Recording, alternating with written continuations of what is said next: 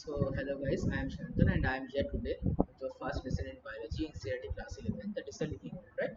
So I'll just teach you what are the most important parts in NCERT biology from where questions can be asked in UNIT 2021 or maybe in your board examinations of class 11, alright? So before taking this lesson, I'd recommend that you read the NCERT just lightly once so that you can understand my lesson more easily and it will save your time and that will be beneficial for you, alright? So assuming that you have just gone through the NCERT once, I'll start my lesson, right? Let's start. So what can we ask from here? There is a description of Ernst Mayr.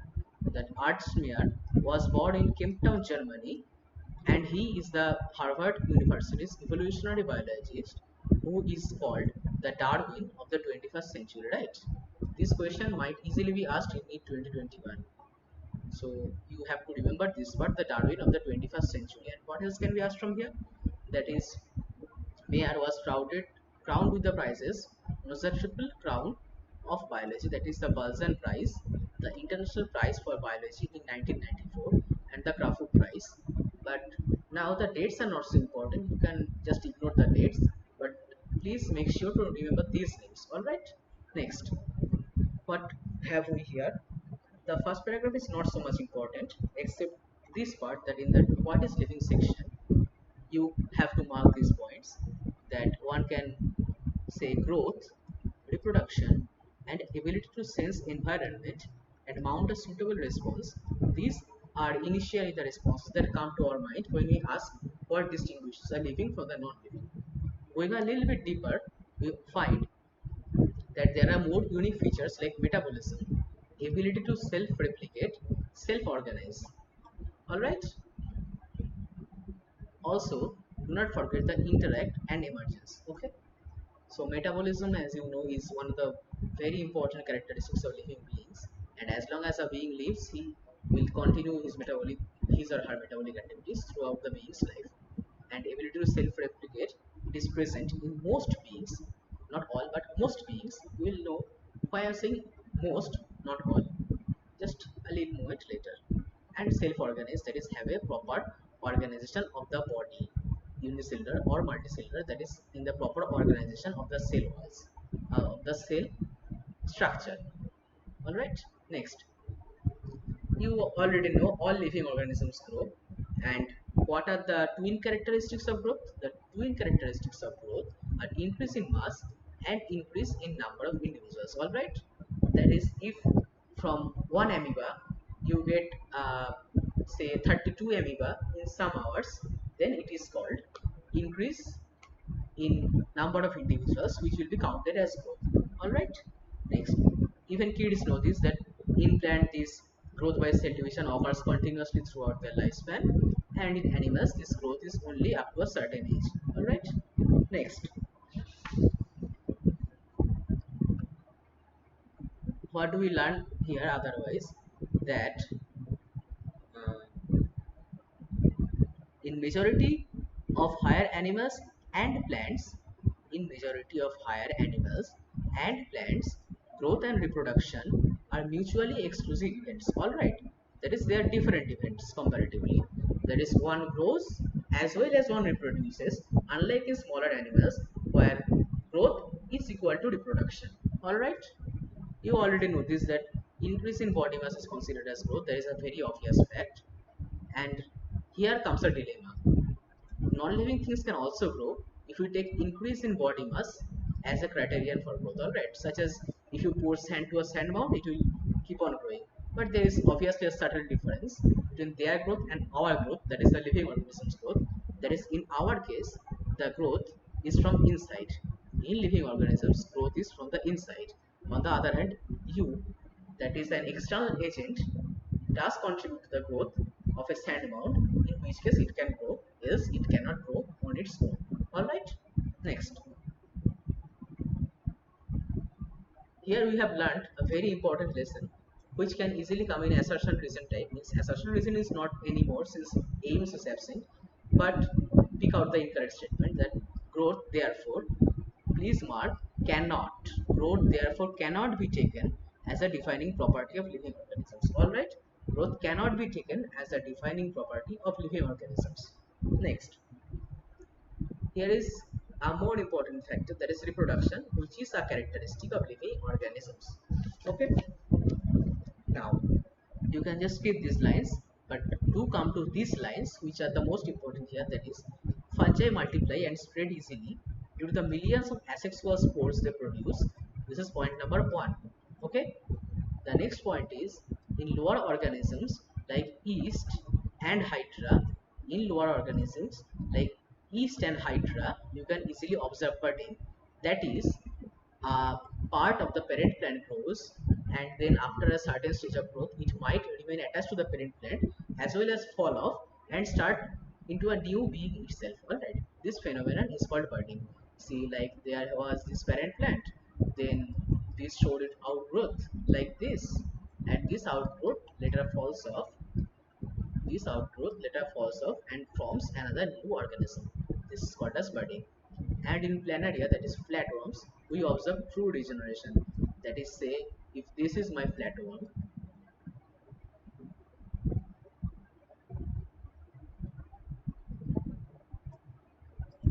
say if you, this is my flatworm, please excuse my drawing. This is my flatworm, this is its tail, and I just cut it off. I just cut it off. Then this flatworm will just easily grow out itself another body part. Alright, just like this. We just grow out a new body part just like this.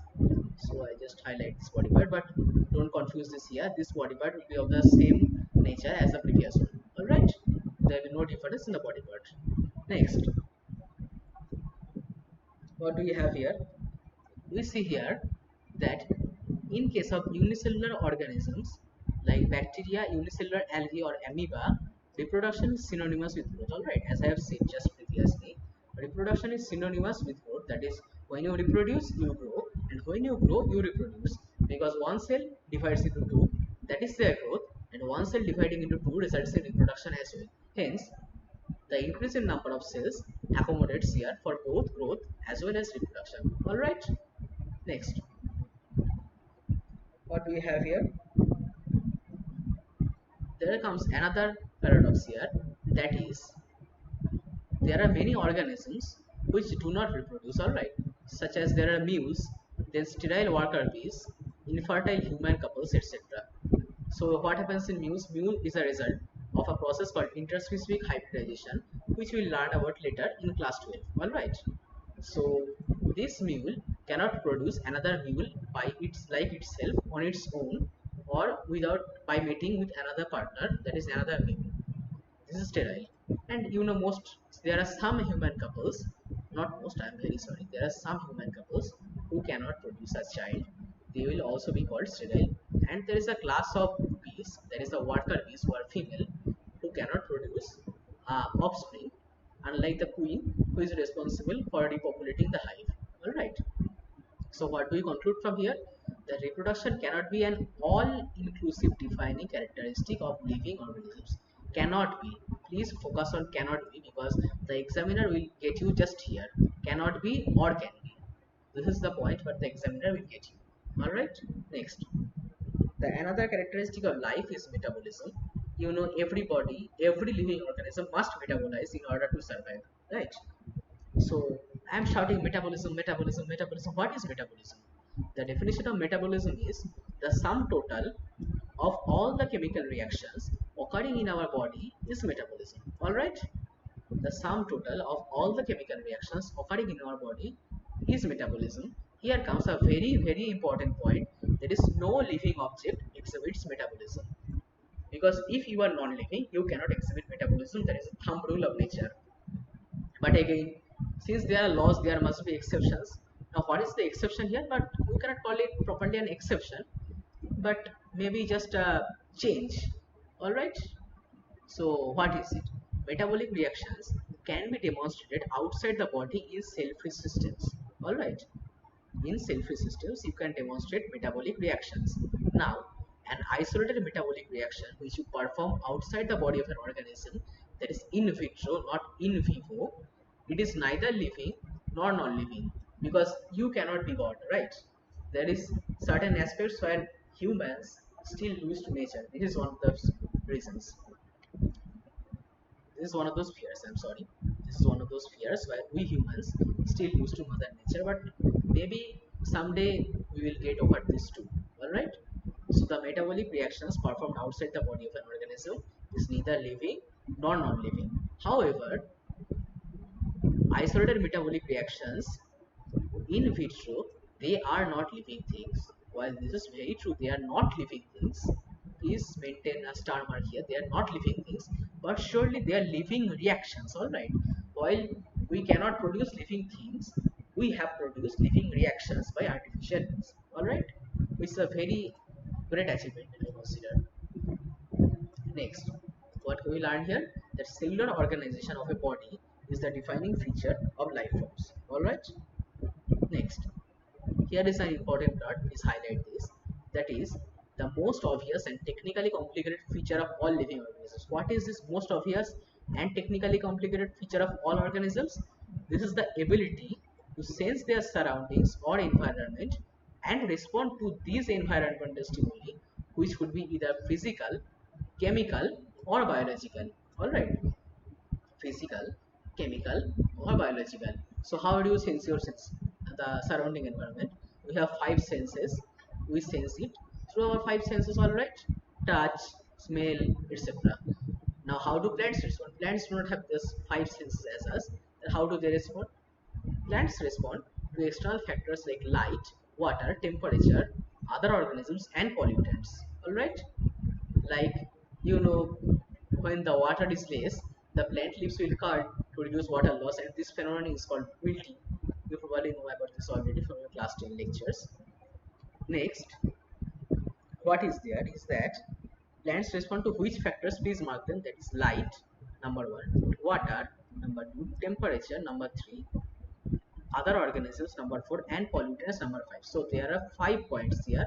So please mark all of them, because they might just be asked by removing one point or the other which is missing, like such a question can be asked. Okay. Next, what is photoperiod? Photoperiod is a phenomenon of the duration of light which also affects reproduction in seasonal breeders.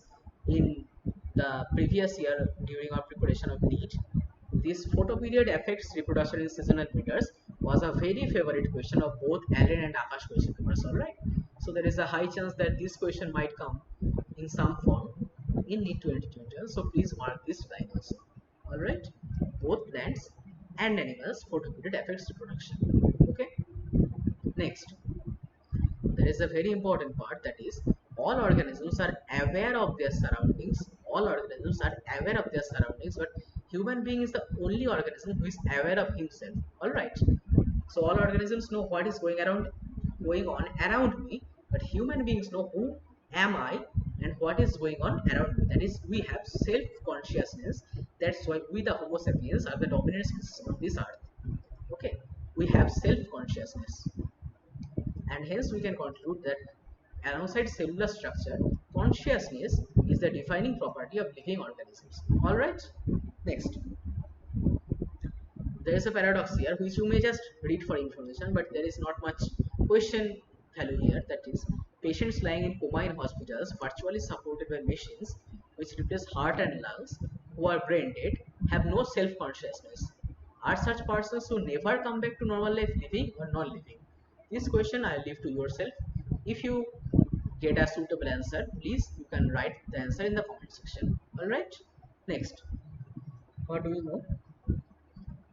There is this, all living phenomena are due to what reason? They are due to underlying interactions. Okay, underlying interactions. Alright, next. So what is underlying interactions? That is, a group of cells, they give rise to a tissue. Now the function a tissue can perform, a loosely aggregated cell cannot perform. But due to the interaction among themselves, a group of cells constitute a tissue which is followed by organ to organ system. Now neither of these predecessors can perform the work of their successors if they are clustered together. But due to their interactions among themselves, they form the successors, that is from cell, tissue to organ, and organ to organ system, and they move up in the evolutionary list. Alright, So next, what can we say? What are living organisms? All right. What are living organisms? The definition of living organisms, therefore, will be that living organisms are self-replicating, evolving, and self-regulating interactive systems capable of responding to external stimuli. All right.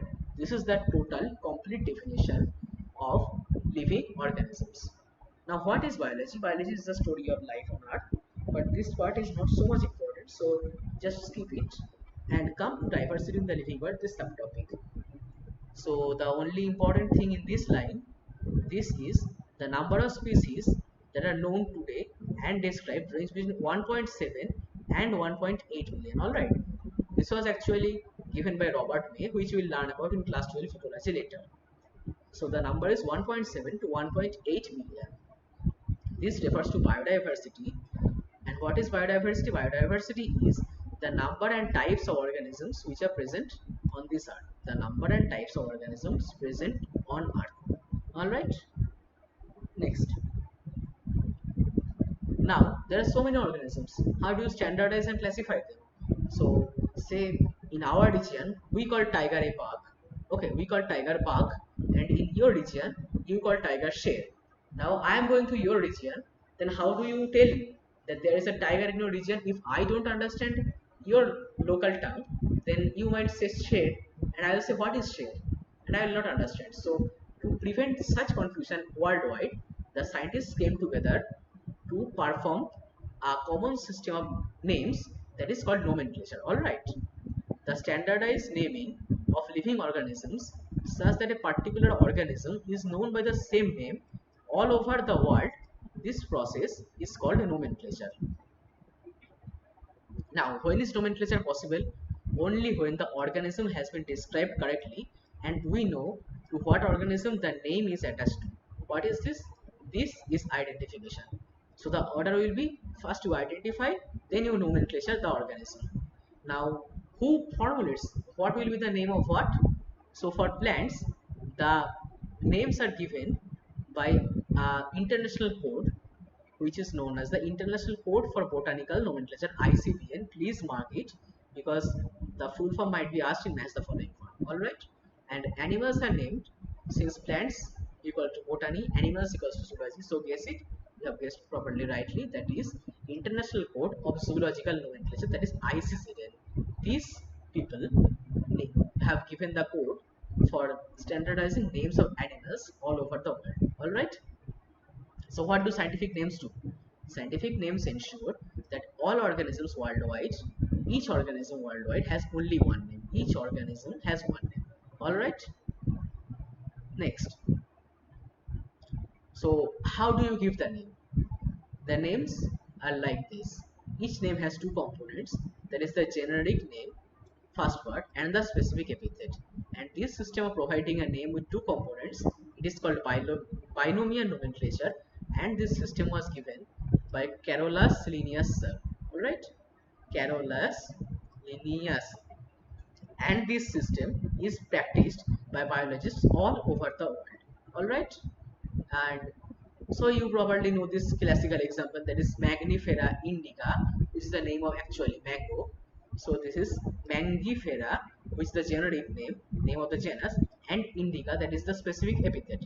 Alright, now there are certain rules of nomenclature. Please go through these rules. Just they will take some bit of your time. They are very easy to understand actually. So what are these? Biological names are generally in Latin and italics. They are Latinized or derived from Latin irrespective of their origin. Alright, they are Latinized or derived from Latin irrespective of their origin, and the first name represents the genus and the second component denotes the specific epithet. Now both the names, both the words in a biological name, when you write them by your hand, they are separately underlined. Alright, separately underlined. Please remember this because the examiner will try to fool you by giving four options in which he will, in one of the options, he will not continue, he will not discontinue the underlining, and if you mark that, you will get a -1. All right, so do pay attention that when handwritten, the words must be separately underlined. That is, say Mangifera indica, I am writing M, then I, then it will be like this, M, I, not M, I, then you just underline. This is the wrong way, alright? This is the wrong way. Next,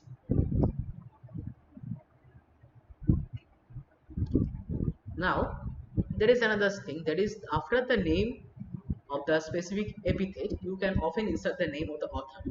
But unlike in our literary works where the author's name will always be in capitals, here the author's name is, like this word, the author's name is also written in capitals, that is Mangifera indica Lin. But the author's name is not Latinized, the author's name is just written in normal manner, alright? It is not Latinized, and the first word is capital and is abbreviated, not totally. So Linnaeus, it will be written as Lin, not Linnaeus, alright? An abbreviated form. Next, what is classification? You know, it is impossible to study all the living organisms. It is really difficult to study 1.7 to 1.8 billion types of organisms, and each organism has their count in hundreds or maybe in four figures. So it is impossible to check all the organisms. Hence, the system has been devised to make the studying of all organisms possible and easy, which is called as classification. All right, classification. Classification is the process by which anything is grouped into convenient categories based on some easily observable characters. All right, easily observable characters. Okay, now say you are naming an Alsatian, all right, or you are naming a Rhodesian. Both are dogs. So when you hear the name Alsatian, you will immediately think of a bigger dog, and when you hear the name Rhodesian, you will think of a smaller dog. But the name, that is the names do refer to dogs, that is clear from the names. This is the work of classification, all right? That when you hear Alsatian or a dog, you think about a dog and not a cat. This is what classification does. Now, these categories, what are these categories called? The scientific name for these categories is taxa. Alright, taxa. Now, taxa can be anything. Say, from one kingdom level of classification to the species level of classification, taxa can be any hierarchy. Alright. So, see here the example will make it more clear. Wheat is a taxa, while plants also form a taxa. On the other hand, animals, mammals, dogs, they do form taxa, but you know that dog is a mammal and all mammals are animals. So, animals, mammals, and dogs, they represent taxa at different levels. Alright? So, animals is kingdom level taxa, while mammals refers to a class level, and dogs comes to almost species level. Alright? Hence, based on these characteristics, all living organisms are classified in different taxa. Now, since they are classified in different taxa, this process is called taxonomy. This process of classification is called as taxonomy. Alright. Now, the important part is the factors that can be taken in consideration in taxonomy, that is external and internal structure, the cell structure, development process, and ecological information of organisms. Alright. These form the basis of modern taxonomic studies. Okay. Next,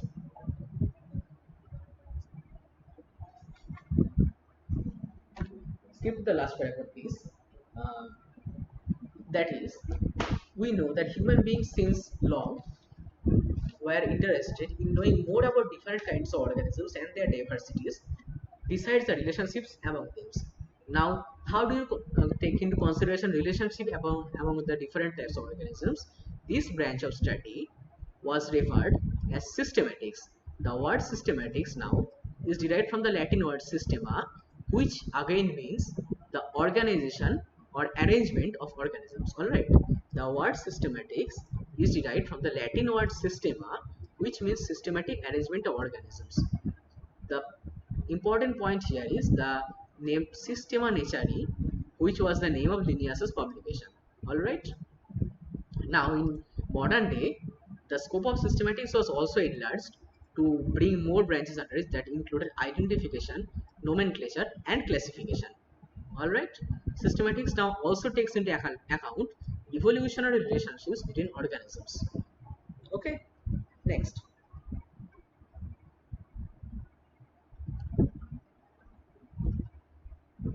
Now you have to learn here that classification is not a single step process, but there are many such processes here.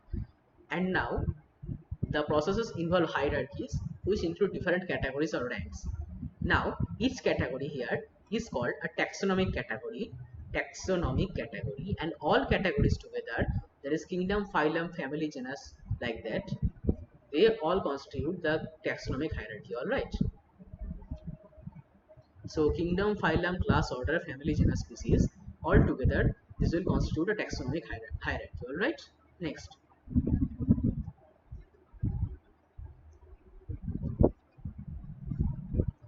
Now last year a question was asked in maybe an Akash paper or an Allen paper, I don't recognize distinctly, from this line, that these taxonomic groups or categories, what are they?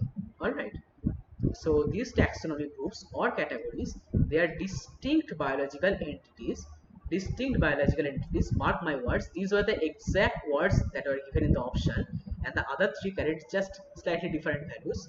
Distinct biological entities and not merely morphological aggregates. Alright. Next.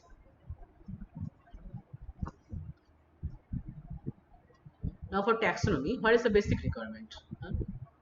The basic requirement is the knowledge of characters of an individual group of organisms. Alright?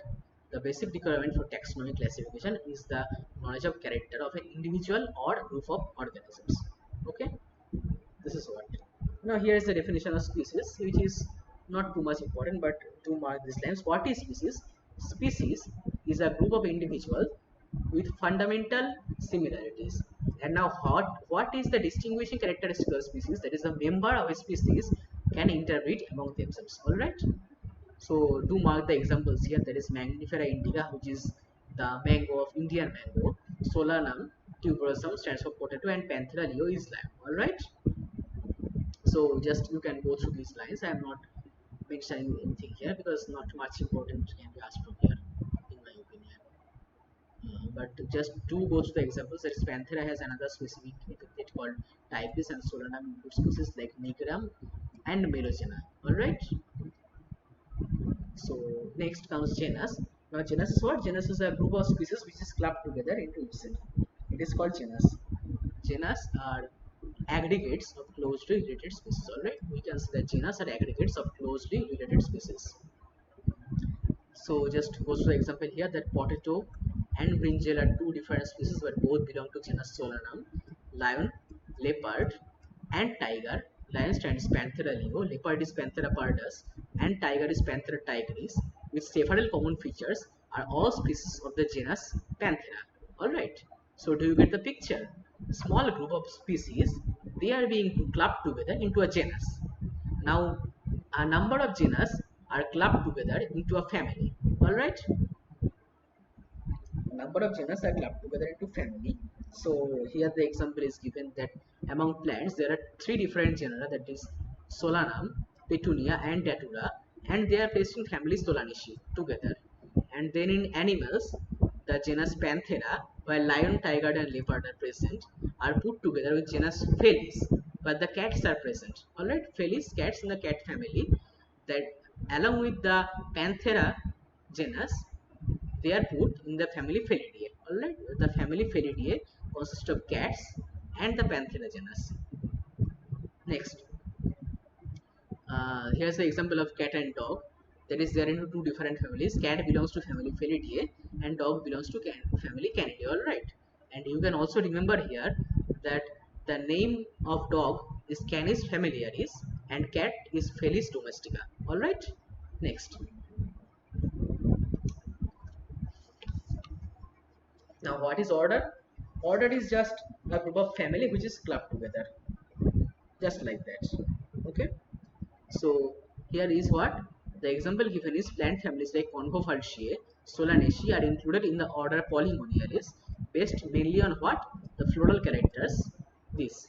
The annual order Carnivora includes families like Felidae and Canidae. This much is what is actually required for NEET. Next, kingdom and phylum, there is not much else to learn. except that the class includes related orders and phylum will comprise of related classes. Alright, here the example is in class order Primata has monkey, gorilla and gibbon. They are placed in class Mammalia along with order Carnivora that includes animals like tiger, cat and dog. Alright, so actually Mammalia has 5 classes which we'll learn about later in the chapter Animal Kingdom. Alright, excuse me, I'm very sorry. Class Mammalia has other orders also that I will later come back to you with that. Alright, next.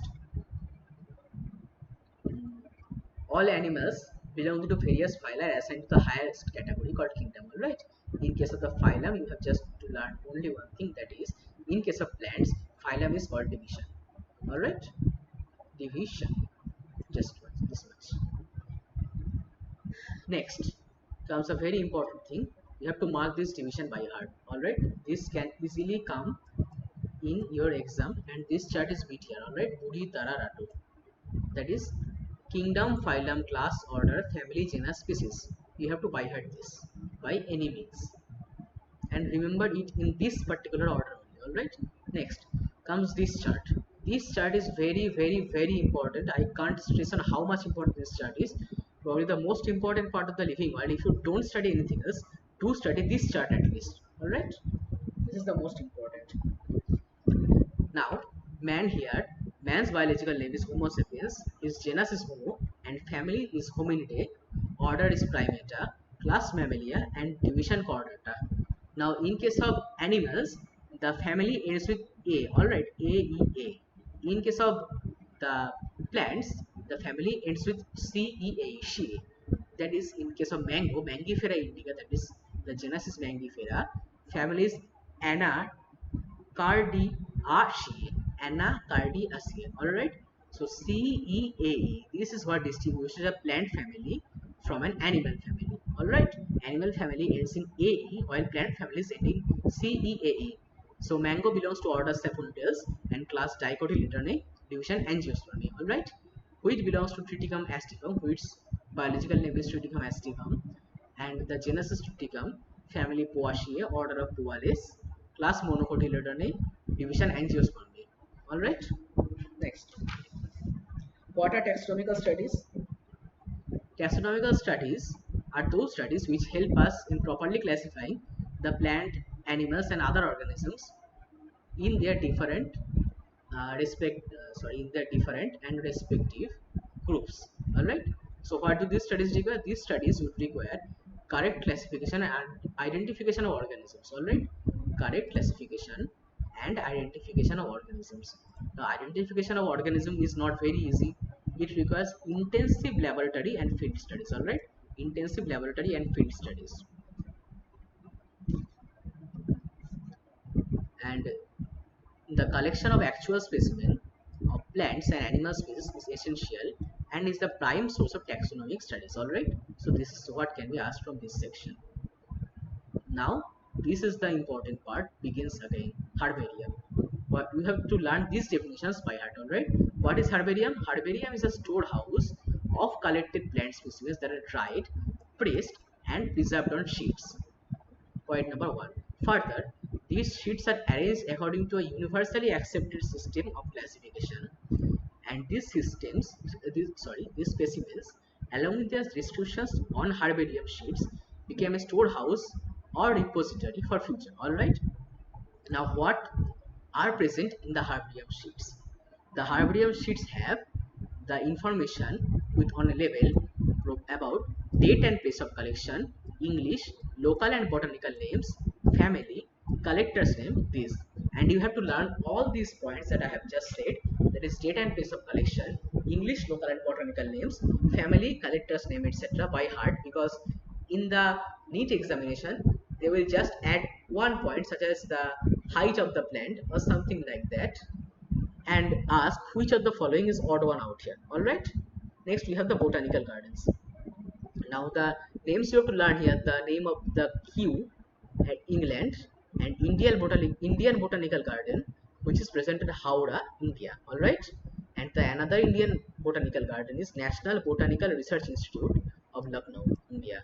Alright, these examples you have to learn by heart by any means. You have lots of time, so do memorize these examples. Alright, next, what is museum? You have already gone to a museum. Almost everyone has in his lifetime seen, I mean, in audiovisual methods or really seen a museum. Alright, so what are present in museum? Specimens are preserved in the containers or jars in preservative solutions. Alright, they also have collections of preserved plant and animal specimens for study and for reference. Alright, next, plant and animal specimens can also be preserved as dry specimens. Insects are preserved in insect boxes after collecting, killing and pinning. Do remember this particular order, that is collecting, killing and pinning, that is CKP. Alright, and larger animals like birds and mammals, they're usually stuffed and preserved, and often museums have the bones of the skeletons of other precursor organisms. Alright, next is comes the zoological parks. These are the places where wild animals are kept in protected environments under human care. That is called a zoo. And this is just small talk here, but next is the key. This one is important. Key is another important taxonomical aid used for identification of plants and animals based on similarities and dissimilarities. Alright. Now, what is the methodology of working of a key? The keys comprise of contrasting characters in a pair called couplet. Alright. Now, in this couplet, one is selected and the other is rejected. Alright. This is how a key functions: acceptance of only one and rejection of the other. Each statement in the key is called a let. Alright? Each statement in the key is called a let, and separate taxonomic keys are required for each taxonomic category, such as a family, a genus, and species for identification purpose. Alright? Now, this is an important line that has been asked numerous times in many questions of different coaching institutes. That is, keys are generally analytical in nature. Alright? Now this is the page that everyone skips, and this is the page where your examiner will most likely catch you off guard. Alright, flora, manual, monographs and catalogs are some of the other means of recording descriptions. Alright, they also help in correct identification. Now, what is flora? This part is one of the most important parts. Alright, this is often skipped, but this is one of the most important parts. That is, flora contains the actual account of habitat and distribution of plants of a given area. Alright, you have to memorize these descriptions. That is, flora contains the actual account of habitat and distribution of plants of a given area. Alright, these provide the index, the plant species found in a particular area. Mind you, you have to try your best to memorize these things as is given in the NCERT line by line, because this will often be picked up and asked as it is in the NEET examination or maybe in a coaching examination also. Alright, next comes the manuals. Now, what are manuals? Manuals are useful in providing information for the identification of names of species which are found in a particular area. Alright, identification in providing information for identification of names of species found in an area. Now, what is a monograph? Mono means one, so obviously you can guess what is a monograph. Monographs will contain information on any one taxon. Alright, monographs will contain information on any one taxon. So this part is very important, so please pay attention to this part especially, and the chart in the previous page. Alright, so we have concluded our first chapter, the living world, and this is my first attempt at making a video, so I know there has been some errors. Please be kind enough to point them out in the comment section below, and do like, share and subscribe if you have liked this video. Alright, thank you. If you have gained any knowledge from it, if I have helped you any bit, then you can like this video. Alright, if you have, if you feel I have wasted your time, then I am very sorry. I have tried my level best, but you may not leave a like and as well as leave a dislike. Alright, thank you. And so you just read this summary once, which is: the living world is rich in variety. Millions of plants and animals have been identified and raised and described, but a large number still remains unknown. Alright, the very range of organisms in